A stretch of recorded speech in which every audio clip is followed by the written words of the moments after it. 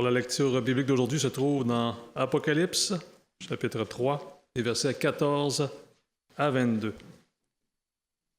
Septième lettre à l'Église de Laodicée. Écrit à l'ange de l'Église de Laodicée. Voici ce que dit l'Amen, le témoin fidèle et véritable, le commencement de la création de Dieu. Je connais tes œuvres, je sais que tu n'es ni froid ni bouillant. Puisses-tu être froid ou bouillant? Ainsi, parce que tu es tiède et que tu n'es ni froid ni bouillant, je te vomirai de ma bouche. Parce que tu dis, je suis riche, je me suis enrichi et je n'ai besoin de rien. Et parce que tu ne sais pas que tu es malheureux, misérable, pauvre, aveugle et nu, je te conseille d'acheter de moi de l'or éprouvé par le feu, afin que tu deviennes riche, et des vêtements blancs, afin que tu sois vêtu et que la honte de ta nudité ne paraisse pas, et un collier pour oindre tes yeux, afin que tu vois. Moi, je reprends et je châtie tous ceux que j'aime. Aie donc du zèle et repens-toi.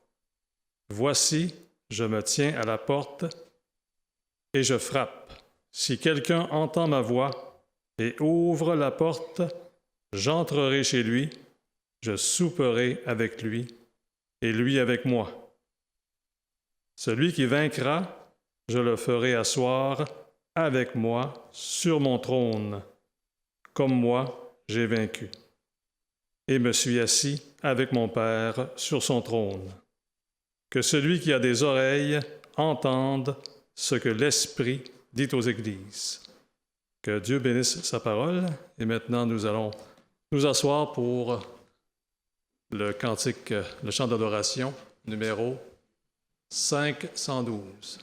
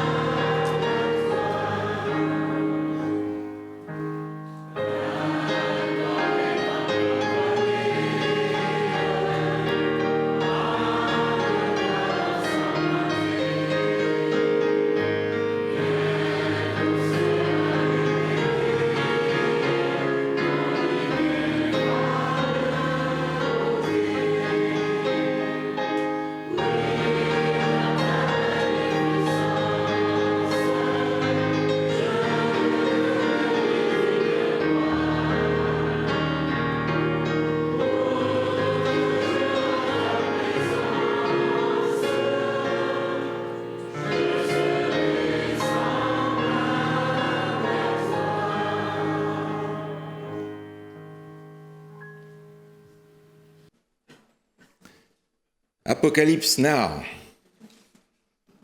En 1979, le film est sorti avec ce titre explosif.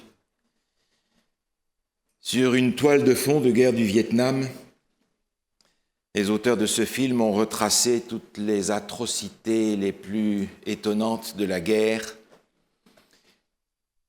Et ce film a reçu plusieurs médailles. Un beau film de guerre, dit-on. Mais évidemment, encore une fois, Apocalypse compris dans le sens où tout le monde le comprend aujourd'hui, c'est-à-dire les catastrophes les plus abominables que la Terre ait pu produire. Et c'est vrai que la guerre et ces guerres même du XXe siècle ont été des catastrophes abominables. Mais Apocalypse Now, il voulait tout simplement dire que cette guerre était vraiment à l'image de ce que l'Apocalypse annonce. Le problème, c'est que Apocalypse a un sens tout à fait différent. Vous le savez, c'est le premier mot du livre qui porte ce nom et qui veut dire révélation. Mais ce n'est pas suffisant, parce que si je lis les premiers mots de ce livre, c'est révélation de Jésus-Christ. Ce n'est pas catastrophe à la fin du monde, les premiers mots de l'Apocalypse. C'est révélation de Jésus-Christ. Alors pour moi, chrétien, l'Apocalypse, c'est quoi ? Est-ce que ça résonne dans mon esprit comme catastrophe apocalyptique ? Ou bien est-ce que ça résonne comme peut-être un peu plus dans la version anglaise, révélation de Jésus-Christ ? D'ailleurs, le livre de l'Apocalypse s'ouvre avec une vision de Jésus.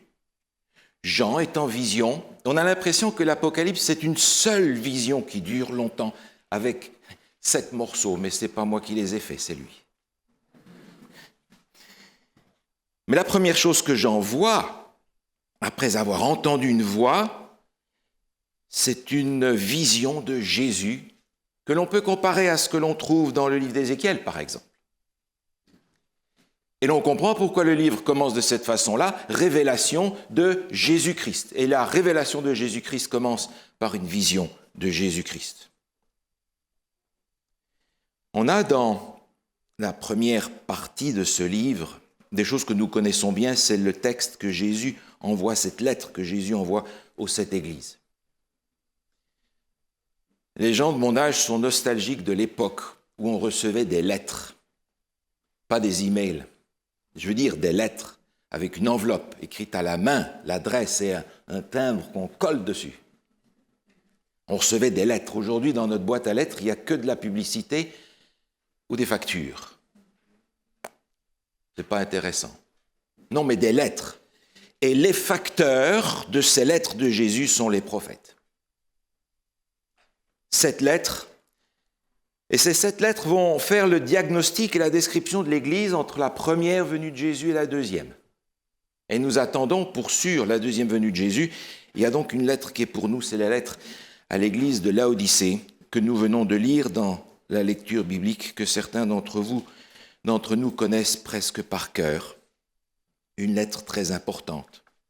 Cette première partie parle du peuple de Dieu sur terre, dirigé par Jésus. Cette première partie fait écho à cette partie qui se trouve à la fin du livre de l'Apocalypse, chapitres 21 et 22 en partie, qui parle encore du peuple de Dieu, mais non plus sur terre, le peuple de Dieu élu, à la fin, sauvé. Et puis commence au chapitre 4 une deuxième partie. Une deuxième partie qui est différente de ce qu'on a lu jusque-là. Au chapitre 4, il est dit au commencement, verset 1er, « Après cela, je regardai, et voici, une porte était ouverte dans le ciel. » Littéralement, si on prend le texte tel qu'il est écrit, on devrait le lire de cette façon-ci. « Après cela, je regardai, et voici, une porte avait été ouverte dans le ciel. » On a l'impression que cette porte a été ouverte quand Jean ne pouvait pas voir. Elle a été ouverte avant, pendant que Jean voyait autre chose. Et lorsqu'il voit, la porte est déjà ouverte. Une porte ouverte dans le ciel.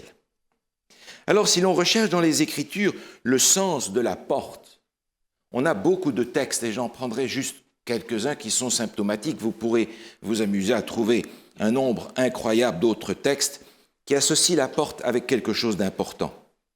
Regardez par exemple dans le livre des psaumes, le psaume 118, le verset 19 et 20.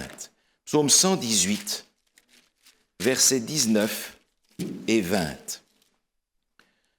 « Ouvrez-moi les portes de la justice, j'entrerai, je louerai l'Éternel. Voici la porte de l'Éternel, car c'est par elle qu'entrent les justes. » La porte de la justice. Et vous vous souvenez que autrefois, dans le peuple d'Israël, les anciens se retrouvaient à la porte et c'est là qu'ils jugeaient. D'ailleurs, ce n'est pas difficile. Vous les voyez, ces anciens appuyés sur leur canne. Tout le monde pense qu'ils ne voient plus, mais ils voient tout ce qui se passe, tout ce qui rentre dans la ville. Avec quel jeune homme cette jeune fille est sortie, combien de matériel cet homme a rentré, combien de fois il a fait l'aller-retour, avec qui il est allé. Ils savent tout, ils savent tout. C'est pour ça que ce sont les juges. Et vous vous souvenez de cette histoire de Ruth, quand finalement Boz va demander Ruth en mariage, où va-t-il? Il va à la porte. Dans le livre de Ruth, au chapitre 4, il nous est expliqué que Boz va à la porte, il s'arrête là, et il va prendre 10 hommes parmi les anciens du peuple, leur dire « Venez vous asseoir, j'ai un cas à vous présenter ». Et il va présenter ce cas particulier du mariage de Ruth avec lui-même. Donc la porte dans les Écritures est associée au jugement. C'est là que va se faire le jugement. Et puis dans le chapitre 4, aussi au verset 1 de l'Apocalypse, il est dit dans la suite du verset, une porte avait été ouverte dans le ciel, la première voix que j'avais entendue comme le son d'une trompette et qui me parlait dit « Monte ici et je te ferai voir ce qui doit arriver dans la suite ». Il avait entendu une voix comme le son d'une trompette. Cette voix, on la reconnaît, c'est celle à laquelle il fait référence au chapitre 1er, qui va lui annoncer ses lettres aux églises. Ces lettres aussi, cette voix aussi qui va lui parler du jour du Seigneur, jour de jugement. Mais pourquoi comme une trompette? Eh bien parce que dans la parole de Dieu, la trompette sert souvent à annoncer quelque chose de la part de Dieu. Regardez un texte, encore une fois parmi beaucoup d'autres, dans le livre du prophète Ésaïe au chapitre 58. Ésaïe chapitre 58. Ésaïe chapitre 58, le verset 1 dit ceci. « Crie à plein gosier, ne te retiens pas, élève la voix comme une trompette. Et annonce à mon peuple ses iniquités, à la maison de Jacob ses péchés. » Parle pour annoncer ses péchés au peuple, le jugement de Dieu qui va venir sur eux. Parle-leur comme le son d'une trompette pour les alarmer, pour les réveiller. Et puis vous vous souvenez bien sûr de ce qui s'est passé à Jéricho. Avant que le jugement de Dieu ne tombe sur Jéricho, le peuple a sonné de la trompette pendant 6 jours et les a avertis de la part de Dieu. La trompette est donc associée avec l'annonce du jugement de Dieu qui va venir. La porte, c'est là où se fait le jugement. La trompette, c'est l'annonce du jugement. Et puis, je reviens maintenant encore à Apocalypse, chapitre 4. Il nous est dit au verset 2, « Voici, je fus saisi par l'Esprit, et voici, il y avait un trône dans le ciel, et sur ce trône, quelqu'un était assis. » Si vous lisez tout le chapitre 4, qui n'est pas bien long, il a juste 11 versets, vous allez découvrir que le mot trône se trouve 12 fois au singulier et 2 fois au pluriel. C'est véritablement comme l'éditeur de nos Bibles l'a dit, ce chapitre, c'est la vision du trône de Dieu. Évidemment, on parle du trône de Dieu. 14 fois le mot trône est employé en 12 versets. Vous pensez que le chapitre parle de quoi? Du trône de Dieu. Mais alors, le trône de Dieu est associé à quoi? Et il y avait sur ce trône quelqu'un qui était assis. Alors regardez avec moi ce texte dans le livre des psaumes, le psaume 9. Psaume 9. Psaume 9, versets 4 et 5. Psaume 9, versets 4 et 5. Il est écrit ceci. « Mes ennemis reculent, ils chancellent, ils périssent devant ta face. Car tu soutiens mon droit et ma cause, tu sièges sur ton trône en juste juge. Tu châties les nations, tu détruis le méchant. » Lorsque Dieu s'assied sur son trône, il s'assied pour juger. Il y a d'autres endroits où l'on voit Dieu qui se lève. Michael qui se lève. Il se lève pour régner. Mais quand il s'assied pour juger. Et sur ce trône, nous dit le texte de l'Apocalypse au chapitre 4 et au verset 2, Jean voit quelqu'un qui est assis. Le même symbole se retrouve dans le Nouveau Testament. Regardez par exemple dans l'Évangile selon Matthieu, au chapitre 19. Matthieu, chapitre 19, une indication de la même nature nous est donnée. C'est Jésus lui-même qui parle dans Matthieu, chapitre 19, au verset 28. Matthieu, chapitre 19, verset 28. Il est écrit ceci, « Jésus leur répondit, je vous le dis en vérité, le Fils de l'homme, au renouvellement de toutes choses, sera assis sur le trône de sa gloire. Vous qui m'avez suivi, vous serez de même assis sur 12 trônes et vous jugerez les 12 tribus d'Israël. » Assis sur le trône pour juger. Jean voit dans cette vision de l'Apocalypse Dieu assis sur son trône, prêt à juger. Et le mot trône qui revient si souvent nous rappelle que le centre de la vision est là au trône de Dieu. Mais le trône de Dieu, où se trouve-t-il au fait? Dans le lieu très saint du sanctuaire céleste. Mais curieusement, quand on lit la suite du texte, on se rend compte que le panorama est plus large que ça. Regardez, par exemple, au verset 4. « Autour du trône, je vis 24 trônes, et sur ces trônes, 24 vieillards assis, vêtus de vêtements blancs, et sur leurs têtes des couronnes d'or. Du trône sortent des éclairs, des voix, des coups de tonnerre. Devant le trône brûlent 7 lampes ardentes qui sont les 7 esprits de Dieu. Il y a encore devant le trône une mer de verre semblable à du cristal. »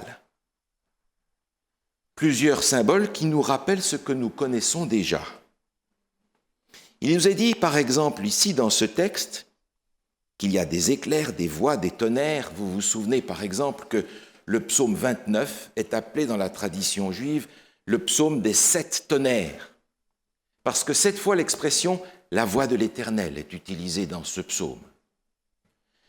Le tonnerre et la voix de Dieu sont associés l'un à l'autre parce que dans beaucoup de textes où vous avez tonnerre dans votre texte français, c'est le mot voix qui est employé dans le texte biblique. Et puis, ce n'est pas fini. On voit 24 vieillards.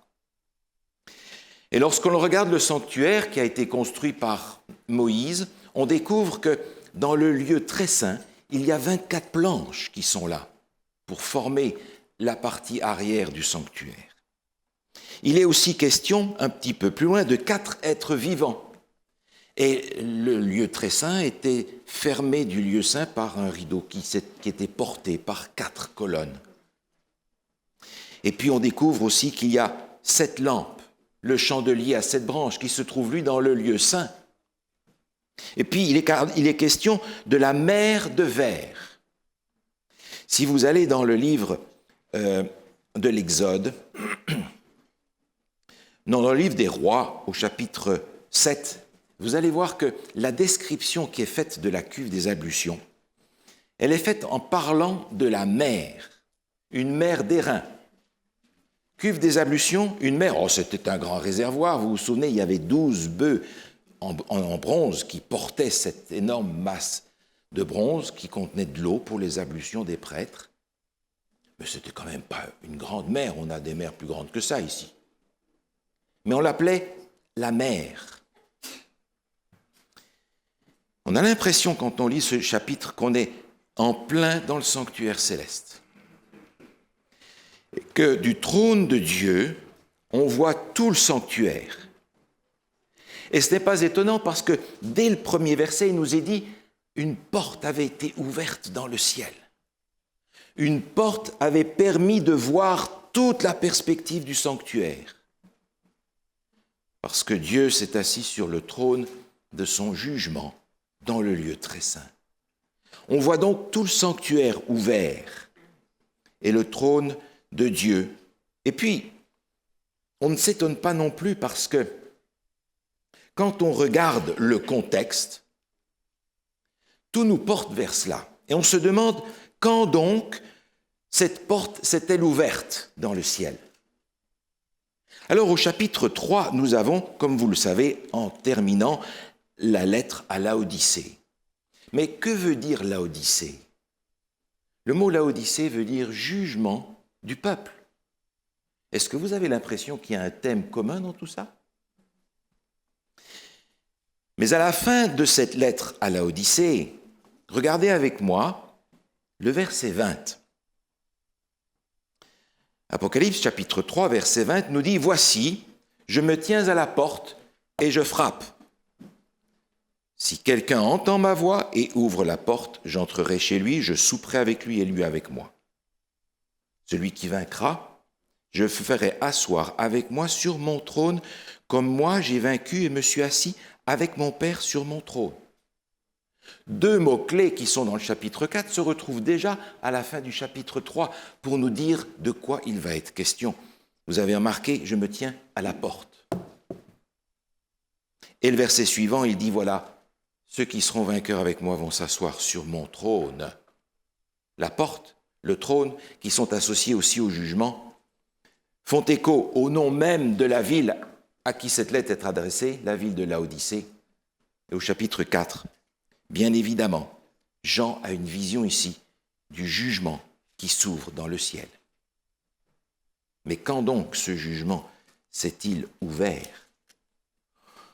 Dans le vocabulaire que nous avons ici, on ne peut pas s'empêcher de penser à d'autres textes que nous connaissons qui utilisent le même vocabulaire. Regardez par exemple dans le livre du prophète Daniel, au chapitre 7. Daniel, chapitre 7.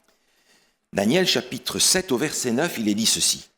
« Je regardais pendant que l'on plaçait des trônes, et l'ancien des jours s'assit. Son vêtement était blanc comme de la neige, les cheveux de sa tête étaient comme de la laine pure, son trône était comme des flammes de feu et les roues comme un feu ardent. Un fleuve de feu coulait et sortait devant lui. 1000 milliers le servaient. 10 000 millions se tenaient en sa présence. Les juges s'assirent et les livres furent ouverts. » Un peu plus loin, au verset 13, il est dit « Je regardais pendant mes visions nocturnes et voici, sur les nuées des cieux arriva quelqu'un de semblable à un fils de l'homme. » Et si on s'arrête là, et si on fait l'erreur qu'on commet souvent de sortir un texte de son contexte, on a l'impression qu'il s'agit du retour de Jésus. Mais lisons encore. « Il s'avança vers l'ancien des jours, et on le fit approcher de lui. On lui donna la domination, la gloire, le règne, et tous les peuples, toutes les nations, et les hommes de toute langue le servirent. » Dans ce passage, nous retrouvons une scène de jugement. Le texte nous le dit. Le Père s'assied, les juges s'asseyent et les livres sont ouverts. Et lorsque Jésus se déplace sur les nuées des cieux, ce n'est pas pour revenir sur la terre, c'est pour aller vers le Père, dans le lieu très saint du sanctuaire. Mais alors, nous reconnaissons par ces textes de Daniel que ce moment où Jésus vient se présenter devant le Père pour le jugement, c'est un texte, c'est une date qui nous est donnée par le livre de Daniel lui-même dans le chapitre 7, chapitre 8 et chapitre 9. Et si l'on veut décoder le chapitre 7, 8 et 9 avec les principes bibliques de compréhension, on arrive tout simplement à 1844. 1844. Mais c'était quand ça, 1844 ? C'est il y a longtemps, vous comprenez ? Et nous avons l'impression, nous ne le disons pas de cette façon-là, mais nous avons l'impression que quand on a réussi à montrer que le jugement dans le ciel a commencé en 1844, on a fini notre travail. On a prouvé que le jugement commence en 1844, et voilà, c'est fait. Mais s'il a commencé en 1844, Ça veut dire qu'il continue encore aujourd'hui et que nous vivons aujourd'hui le temps du jugement de Dieu. N'est-ce pas vrai? Ce n'est pas le tout de savoir qu'il a commencé en 1844. L'essentiel, c'est probablement de savoir quelle est ma situation, moi, aujourd'hui, devant le jugement qui a lieu dans le ciel maintenant. Apocalypse, now, s'il vous plaît. Autrement dit, 1844, c'est aussi maintenant. C'est comme en 1844, le jugement continue. Le jugement est extrêmement important. Et certains peuvent dire, de toute façon, nous les justes, on ne passe pas en jugement. Mais alors, regardons ce texte dans la deuxième épître aux Corinthiens, voulez-vous? Deuxième épître aux Corinthiens au chapitre 5. Deuxième épître aux Corinthiens, chapitre 5, au verset 10. Deuxième épître aux Corinthiens, chapitre 5, verset 10, il est dit « Car il nous faut tous comparaître devant le tribunal de Christ, afin que chacun reçoive selon le bien ou le mal qu'il aura fait étant dans son corps. Tous doivent comparaître devant le tribunal de Christ. Tous. Par conséquent, nous sommes concernés aussi en premier lieu par ce qui a commencé en 1844 et qui continue encore aujourd'hui. Et c'est en effet pas le tout de pouvoir dire qu'il a commencé en 1944. Le tout, c'est de savoir aujourd'hui, si je passe en jugement, qu'est-ce qu'il advient de moi? C'était une question que se posait l'apôtre Pierre. Regardez dans la première épître de Pierre, au chapitre 4. Première épître de Pierre, au chapitre 4, au verset 17, l'apôtre écrit ceci. Première épître de Pierre, chapitre 4, verset 17. « Car c'est le moment où le jugement va commencer par la maison de Dieu. Or, si c'est par nous qu'il commence, quelle sera la fin de ceux qui n'obéissent pas à l'évangile de Dieu ?» Pierre est inquiet, il se dit, mais le jugement va commencer par la maison de Dieu, tous ceux qui ont accepté Jésus comme leur sauveur, puis il va se poursuivre par ceux qui n'ont pas accepté d'obéir à l'évangile de Dieu. Remarquez bien, Pierre ne dit pas à ceux qui ne croient pas à l'évangile de Christ, de Dieu. Il dit à ceux qui n'obéissent pas à l'évangile. Alors quand on lit ces deux textes, le texte précédent et celui-ci, on a l'impression que le jugement va véritablement être un jugement en fonction de nos œuvres, si on a obéi ou pas, si on a fait le bien ou si on a fait le mal. Mais d'un autre côté, on retrouve d'autres textes et il va nous falloir mettre de l'ordre dans ces idées-là. Dans la première épître de Paul aux Thessaloniciens, nous trouvons un texte qui est extrêmement intéressant aussi, au chapitre 5. Première épître de Paul aux Thessaloniciens, chapitre 5, au verset 23. Et s'il vous plaît, ne lisons jamais le verset 23 sans le verset 24. Il est écrit « Que le Dieu de paix vous sanctifie lui-même tout entier, et que tout votre être, l'esprit, l'âme et le corps soient conservés irrépréhensibles lors de l'avènement de notre Seigneur Jésus-Christ. Celui qui vous a appelé est fidèle, et c'est lui qui le fera. » Très important. Je découvre maintenant que c'est lui qui va faire tout ça en moi. Alors, d'un côté, je lis ces textes où il m'est dit « Tous ceux qui n'obéissent pas à l'évangile de Christ, de Dieu », ou bien dans le texte précédent où il nous est dit que cet évangile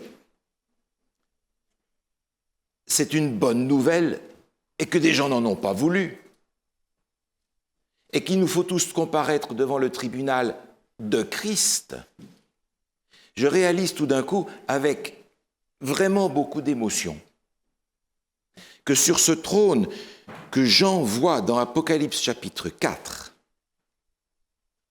il y a à la fois sur ce trône mon juge et mon avocat. C'est le même. Parce que Jésus a bien précisé dans l'évangile de Jean que tout jugement a été remis au Fils. Le Père ne juge personne. Alors sur ce trône extraordinaire qui est le centre de la vision du chapitre 4 de l'Apocalypse, j'ai de nouveau une révélation de Jésus-Christ. Jésus-Christ dans toute sa puissance, dans toute sa beauté, dans tout son amour. Et au chapitre 5, qui vient juste après, il est question du livre que personne ne peut ouvrir. Il n'y en a qu'un qui peut l'ouvrir. C'est celui qui a été sur la croix à ma place, qui a marché sur les chemins de la terre à ma place. Eh bien, c'est lui, c'est le même qui va être capable de s'asseoir sur le trône pour me juger. Mais figurez-vous que ce juge-là, c'est aussi mon avocat. Mais mes amis, si vous allez en cour et que vous réalisez que votre juge, c'est votre avocat, quelle chance est-ce que vous avez de perdre? Aucune. Vous avez un juge qui, dès le départ, est acquis à votre cause et qui a tout fait pour vous sauver. Qu'est-ce que vous risquez après tout? Et je comprends le livre des psaumes, par exemple le psaume 98, où la terre entière éclate en cris de joie à cause du jugement. Alors qu'aujourd'hui, de nombreux chrétiens, quand ils entendent le nom jugement, tremblent dans leurs bottes en se demandant comment ils vont s'en sortir. Psaume 98, au milieu du verset, au verset 6. Remarquez bien le vocabulaire. Psaume 98, verset 6. Avec les trompettes et au son du cor, poussez des cris de joie devant le roi l'Éternel. Que la mer retentisse avec tout ce qu'elle contient, que le monde et ceux qui l'habitent éclatent d'allégresse, que les peuples battent des mains, que toutes les montagnes poussent des cris de joie devant l'Éternel, car il vient pour juger la terre, il jugera le monde avec justice et les peuples avec équité. Est-ce que vous êtes capable de vous réjouir avec la terre entière? Est-ce que vous êtes capable de dire, comme David dans le psaume 37, « Juge-moi, Seigneur, et dépêche-toi ». Réveille-toi, dit-il, psaume 37, et juge-moi, réhabilite-moi, défends-moi, prends ma cause en main, s'il te plaît. Alors le chapitre 4 de l'Apocalypse, par son vocabulaire, par son contexte, par le chapitre d'avant, qui se termine avec la lettre à Laodicée, par le chapitre d'après, où il est question d'un livre qui ne peut être ouvert que par Jésus pour que le jugement puisse commencer, nous parle d'un élément extraordinaire dans la lignée du plan du salut, qui est le jugement de Dieu. Et c'est une grâce, ce jugement, parce que je n'ai même pas besoin d'y aller moi-même. Jésus y va à ma place. Que voulez-vous que j'apporte dans le jugement pour pouvoir m'en sortir? Mais rien. Il vaut mieux que je me cache et que je laisse aller mon avocat qui peut dire « Si vous avez des comptes à demander sur telle personne, demandez-moi. » Et quand Dieu voit Jésus, il ne voit aucun péché. Sauvé par sa grâce. Alors où en sommes-nous? Mettons les morceaux ensemble. Le jugement, il a commencé en 1844, mais l'important c'est qu'il continue encore aujourd'hui. J'apprends que les sauvés sont des gens obéissants, mais j'apprends aussi que c'est Dieu qui les rend obéissants, qui les transforme et qui fait d'eux des fils et des filles de Dieu. Et leur obéissance est finalement le témoignage de l'authenticité du lien qu'ils ont créé avec Jésus, leur Sauveur. Je suis impressionné par ce paragraphe qui se trouve dans le livre Tragédie des siècles, à la page 532. Vous pourrez, à la maison, tranquillement relire la fin de ce chapitre en entier et en être profondément touché. Juste quelques phrases. En parlant du jour des expiations, l'auteur écrit « Maintenant, de même, pendant les quelques jours de grâce qui restent encore, tous ceux qui veulent que leur nom soit maintenu dans le livre de vie doivent affliger leur âme devant Dieu, ressentir une véritable douleur de leur péché et faire preuve d'une sincère conversion. Un sérieux retour sur soi-même est nécessaire. Nous vivons le temps du jugement. Quelle grâce! Quelle grâce d'avoir un avocat et un juge qui prend soin de moi-même. Je n'ai donc, en fait, rien à craindre parce que mon avocat est là. Et je me réjouis en particulier de ce qu'aujourd'hui, 3 personnes qui sont ici vont s'associer à Jésus et dire « J'accepte Jésus comme mon sauveur, comme mon créateur et comme mon avocat. » De sorte que dans le jugement, ma place, c'est lui qui va la prendre. Est-ce que mon lien avec lui a permis d'accomplir le travail dans ma vie? Apocalypse, now. Oui, absolument. On pourrait penser Apocalypse demain, quand la Terre va sauter comme une bombe atomique. Ou certains pouvaient penser Apocalypse hier, 1844, quand il a commencé.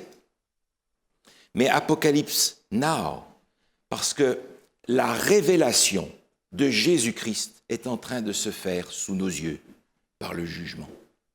Parce que la révélation de l'amour de Jésus ne s'est pas fait seulement à la croix, il se fait dans le jugement où il donne le bénéfice de son sacrifice à tous ceux qui l'appartiennent.